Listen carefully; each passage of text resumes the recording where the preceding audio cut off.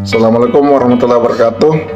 Perkenalkan, nama saya Rizwandi, nomor induk mahasiswa 2021 MM 23800, kelas 17D, mata kuliah perilaku organisasi.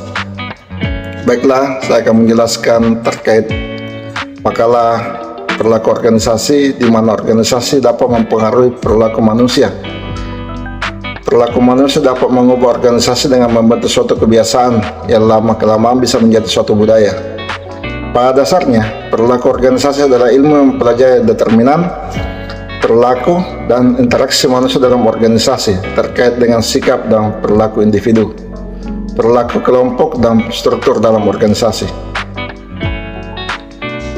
Pengertian organisasi dapat dibedakan menjadi dua kelompok, yaitu dalam arti statis dan arti dinamis, di mana dalam pandangan statis, organisasi dipandang sebagai wadah atau sebagai alat, sebagai jaringan dari hubungan kerja yang bersifat formal, dan dipandang sebagai saluran hierarki kedudukan yang ada dan menggambarkan secara jelas tentang garis wewenang. Sedangkan dalam pandangan dinamis, organisasi dianggap sebagai sesuatu yang selalu bergerak, mengadakan pembagian tugas sesuai dengan sistem yang telah ditentukan dan sesuai dengan pola organisasi tersebut. Memandang organisasi itu dari segi isinya, yaitu sekelompok orang yang melakukan kerjasama untuk mencapai tujuan bersama, dan organisasi itu akan mati. Hal ini merupakan tantangan yang harus diatasi. Dari pengertian organisasi tersebut di atas dapat disimpulkan bahwa organisasi adalah struktur sosial atau sistem kerjasama dua orang atau lebih yang menunjukkan saling ketergantungan dan saling bekerja sama untuk mencapai tujuan bersama dengan menggunakan berbagai sarana dan prasarana yang ada. Pengertian organisasi menurut Robbins mengemukakan bahwa perilaku organisasi adalah cara berpikir yang meneliti dampak perilaku dari individu, kelompok, dan struktur organisasi yang bertujuan untuk meraih pengetahuan dalam mengembangkan efektivitas organisasi. Definisi tersebut menegaskan kepada kita bahwa perilaku organisasi menggambarkan sejumlah hal sebagai berikut. 1. Perilaku organisasi adalah cara berpikir. 2. Perilaku organisasi adalah multidisiplin, yaitu menggunakan prinsip, model, teori, dan metode-metode dalam disiplin ilmu lain. 3. Perilaku organisasi berorientasi pada orientasi kemanusiaan. 4. Perilaku organisasi berorientasi pada kinerja. 5. Lingkungan eksternal memberikan dampak signifikan terhadap perilaku organisasi. Tujuan perilaku organisasi menurut Robbins adalah perilaku organisasi pada dasarnya ada 3, yaitu menjelaskan, meramalkan, mengendalikan perilaku manusia. Yang pertama, menjelaskan berarti kajian perilaku organisasi berupaya mengetahui faktor-faktor penyebab perilaku seseorang atau kelompok. Yang kedua, meramalkan beberapa perilaku organisasi membantu memprediksi kejadian organisasi pada masa mendatang. Ketiga, mengendalikan berarti bahwa perilaku organisasi menawarkan berbagai strategi dalam mengarahkan perilaku individu atau kelompok. Sejarah perilaku organisasi dibagi menjadi 2. Yang pertama, masa praktik awal.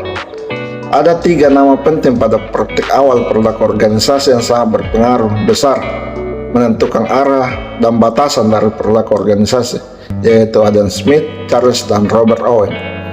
Adam Smith mengupakan bahwa telah memberikan kontribusi sangat yang penting dengan doktrin ekonominya, yaitu spesialis bidang kerja atau pembagian tugas dengan berbagai argumentasi yang sangat dalam.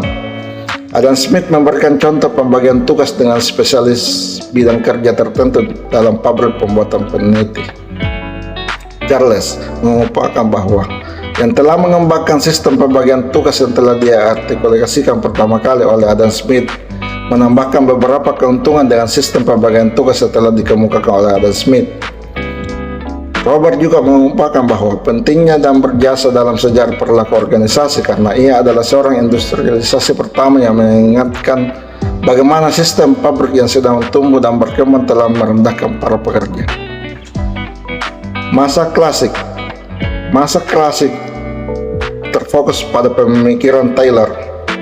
Hanya terbatas mengenai organisasi, ia memperlihatkan dengan jelas bahwa para manajer harus mempelajari dengan hati-hati cara terbaik untuk melaksanakan suatu pekerjaan untuk memaksimalkan efisien.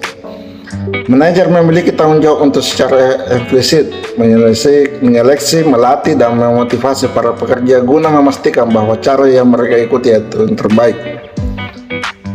Henry juga mengumpulkan pandangan-pandangan yang dianggap sebagai suatu pemikiran tentang organisasi administratif, berpendapat bahwa semua organisasi terdiri dari unit atau sistem. Orientasi sistem fungsional sangat berhasil dalam menciptakan batas-batas dalam usaha-usaha. Riset tentang manajemen dan teori administrasi yang diusulkan umumnya dikenal sebagai pendekatan fungsional. Usaha ini mempunyai pengaruh besar terhadap perilaku organisasi. Max Weber juga mengumpulkan bahwa sebuah model struktural yang ia katakan sebagai alat yang paling efisien bagi organisasi untuk mencapai tujuannya. Ia menyebutkan struktur ideal ini sebagai birokrasi. Peran dan fungsi manajer.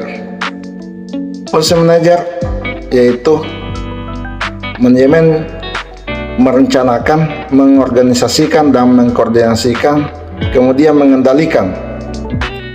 Peran manajer. Peran antar pribadi. Peran antar pribadi ini terbagi menjadi 3, yaitu figur kepala.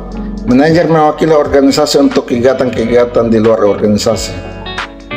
Kemudian pemimpin, manajer mengkoordinasikan dan mengendalikan, memotivasi, dan mendukung bawahan-bawahannya. Penghubung, manajer menghubungkan personal di semua tingkat manajemen.